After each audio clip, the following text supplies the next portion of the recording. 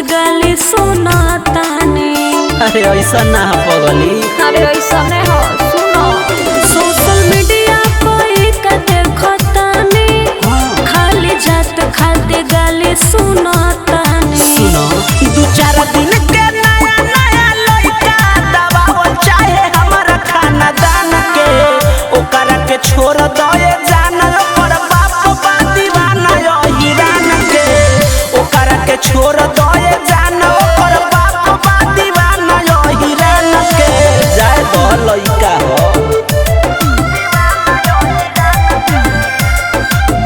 साई आरती recording studio Lalganj Vaishali.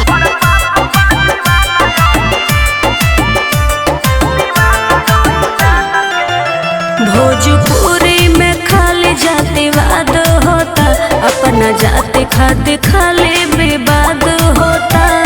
अरे ऐसा ना पागल, सुनो झूठ में सबके हु करता लड़ाई, जब चमरान पासवान भाई भाई मिलजुल के सबके हु रहे ई बतिया के चलो हो मान के, ओकरा के छोड़ दए जाना पर बाप बा दीवाना यो हिरान के, ओकरा के छोड़ दए जाना पर बाप बा दीवाना यो हिरान के। जाए तो लइका हो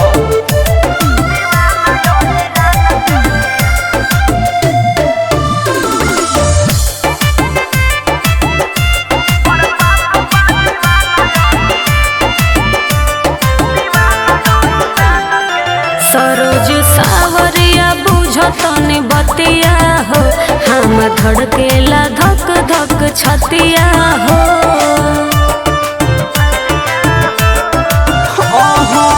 तनियो ना टेंशन न लए करे जा, करी रंगदारी ओकर फार देह भेजा। दू चार दिन के नया नया लइका दबाव चाहे हमारा खाना दान के, ओकरा के छोड़ दए जाना पर बाप बा दीवाना यो हिरान के, ओकरा के छोड़ दए जाना पर बाप बा दीवाना यो हिरान के। जाए दो लइका हो साई आरती रिकॉर्डिंग स्टूडियो लालगंज वैशाली।